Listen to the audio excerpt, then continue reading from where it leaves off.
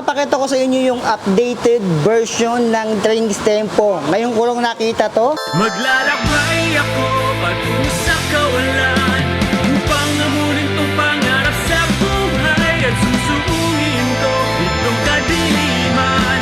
Makita ko lang ang liwanag ng katarungan. Okay, so ito yung bike check natin dito sa 2023 model ng Trings Tempo. So, Tempo lang to, hindi ito yung 1.0. So, tingnan natin kung ano yung pyesa nito. So, yung frame nito, ang ginamit ay alloy 60-61 na yun. So, usual naman yan sa mga Trings Tempo. Yung frame niya parang same pa rin naman, yung geometry. Ito naman ay 52 yung kanyang top tube. So, tingnan natin dito. Yung brand niya or yung model niya ay Tempo lang. Tempo lang ang nilagay nila. Mamaya sabihin ko kung bakit Tempo lang nilagay nila dito sa Trings na to. So, top tube. Ayan, matte type. Pag ginaganon ko dito, wala siyang texture. Ayan. So, walang walang dito na bawal ang tanga. Bahala ka doon sa buhay mo. Alam mo na yung ay ka na. Yung down tube niya, ayan, dito parang flat and dito para siyang napipitpit. Hindi siya yung square type. So, kakaiba talaga yung frame ni Trings. Head tube ay straight lang. Nandito yung model ng Trings or logo. Wala pa silang logo. Yan lang talaga yung kanilang ano. And yung FD ay Torney. And yung lagayan natin ng red doors, meron dito or ng ulam. Sa kanyang down tube, sa C tube ay wala. Pero sana naglagay pa sila isa dito. Medyo maluwang pa naman kaya pa isang bote dito. Tsaka dito. So mas maganda nilagay nila dito. So marunong pa tayo sa Trings. So yung cable routing, feeling ko ganun pa rin naman. Ito, naka-external cable routing. Yung mga kable niya, ito yung FD, ito yung RD, parang gitara lang, o pwede mong ganun no? Nasa ilalim dumaan. And yung kanyang cable para sa kanyang brake sa likod, ay nasa kanyang top tube. So ayan, naka-external cable routing siya. Ang downside lang nito kapag nagtagal-tagal, maulan, kailangan alaga to sa sa ligo kasi nga kakalawangin to. Ayan, tatalsik dito yung putik. Diyan yung disadvantage ng ganitong klaseng external cable routing. Ayan, kaya yung iba prepare talaga sa loob. Kasi mga tamad sila maglinis. Chart lang. Ayan. So para siyang may pagka old school or classic yung design niya dito ng kanyang brake cable o yung mga cables. So dito naman, sa kanyang FD ay Shimano Tourney. Yan yung legit na Shimano Tourney. So ito naman kanyang crankset, square type. Bakal pa to, kanyang crank arm. 170mm and 50-34 yung usual. And yung chain, ito naman yung usual na sa mga nagbabayad check natin ng mga MTB, ganyan talaga yung nilalagay nila na chain. So ito yung kanyang cable na RD. Meron dito nakalagay na ride the wind. So sasakay mo daw yung yung hangin. Yung RD naman niya ay Shimano Tourney. Ayan, Shimano Tourney. Medyo malaki yung kanyang dito. Ayan. 7 speed. Bilangan natin. 1, 2, 3, 4, 5, 6, 7. So 7 speed lang talaga siya. Alam niyo na, matik na yan. Pag 7 speed, thread type pa yan. Ayan, Kitang-kita niya naman dyan. And ito, malamang sa malamang, bakal pa to. And ball bearing. Sa mga ganitong klaseng stock. Alam ko na yan sa mga Trings. So, yung spokes naman ito ay 32, 4, 8, 12, 16, 20, 24, 28, 32 pieces yung spokes niya. Double wall alloy yung kanyang rim and Trings na rin yung ginamit dito. Yung gulong, ito yung nakita ko sa isang pagbabago dito. Bukod doon sa pangalan niya. Kasi usual, 728C, 25C yung Trings Tempo 1.0. Pero ngayon, tignan nyo yung nilagay dito. Ayan. Ito pala. 700 by 32C. Ayan, 32C. Ito yung size niyan. 32C sa likod. So, ginawa na siyang halos gravel na rin. Feeling ko max na yung 32C sa kanyang likod. So, kung gusto nyo gawin naman tong rim brake, pwede rin naman. Ayan, parang may brake land dito. Pero yung ganitong mga, feeling ko hindi advisable. Kasi hindi naman ito literal na brake line dito. Ng ganitong mga rims, Ayan. So, pinaka-safe talaga. Kung disc brake siya, disc brake na lang. Ayan, kasi kung pagpipilit nyo dito yung rim brake, baka gumasgas lang ito, papangit lang. Baka hindi pa compatible. Ayan. May slot naman dito. So, kayo nang bahala sa mga buhay nyo kung gagawin nyo itong rim brake ulit. Since naka-disc brake naman siya. 160mm rotors, naka 6 bolts din yan. Ito naman single piston lang. And mechanical. Yun lang, hindi siya naka QR sa likod. So, ball bearing talaga to.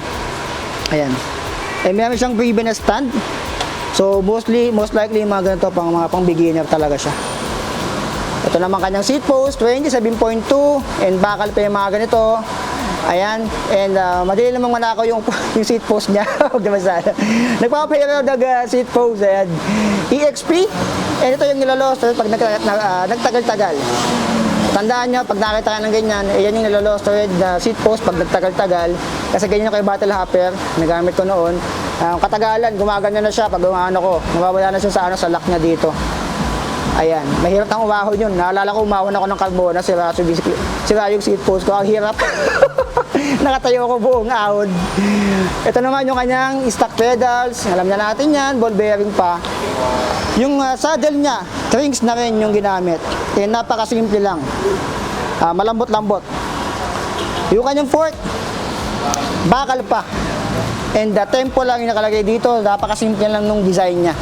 Yung wheel set sa unahan, same lang din dito. Naka-shredder valve pa to, spokes 32, double wala alo yung rim. And yung hub sa unahan, bakal pa. And ball bearing and ayan, 700 by 32 din yung sa harap. Yung size ng gulong niya. So, kaya pa namang laki yan sa unahan, pero mas magandang ganyan na lang din. Mga 33C, 35C, mga ganun. Pero, huwag nyo napilit. Okay na yan? So, dito 160mm rotor, 6 volts, NQR naman sa harap. Ayan, buti naman quick release sa harap. Ayan. So, single piston lang din yan. Ayan yung kanyang head tube. So, dito sa stem, 90mm, EXP din yung ginamit dito. And yung kanyang headset ay Trinx na rin. So, dito, 420mm, yung kanyang drop bar. And yung kanyang STI ay Shimano Tourney. Ito yung shifting niya, no? Dito. Tapos ito yung ano niya. Ayan, sa mga Curious, as ganito yan, eh. Ganito rin. Tapos ang shifting mo pababa, ganito. Hindi ako nagkakamali. Ayan. Ayan, pasensya na, hindi ko makukuha yung timbang nito, pero sa dami ko nang na-bike check, alam ko na timbang nito. Estimate ko dito, mga nasa 12 to 13 kg may mga ganito. Ayan, kasi may mga bakal-bakal siya. Bakal to, kanyang crankset. And naka-thread type pa, bakal yung hub. So, bakal yung seat post. And feeling ko, bakal din tong kanyang drop bar dito.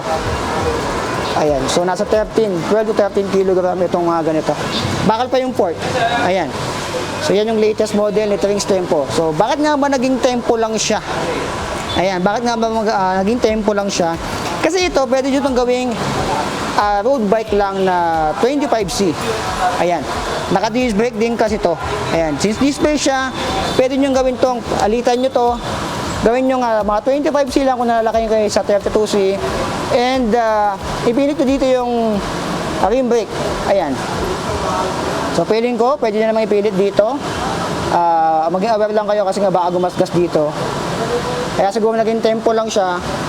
Feeling ko lang na ganun. Pwede nyo lang gawing road bike or gravel.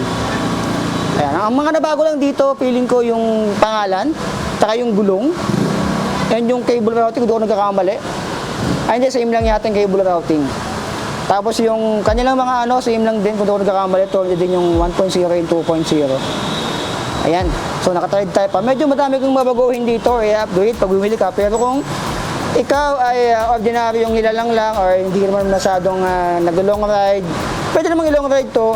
Pero kung pang-matagalan, mag-upgrade ka pa rin talaga dito. Pero kung ikaw, gusto mo lang magkaroon ng road bike na Trinx, na maganda yung brand, quality na rin, eto, pwede mo tong i-consider si Trinx Tempo.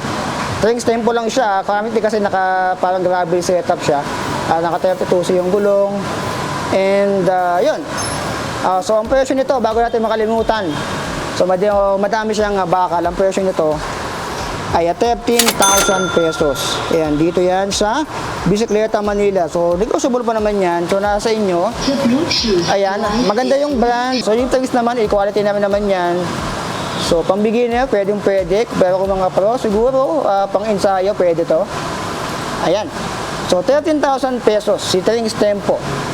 tempo lang talaga siya, naka-gravel setup. So dito lang yan sa Bisikleta, Manila, sa Maya Quiapo. So dayuhan nyo dito yan kung gusto nyo makita ng actual.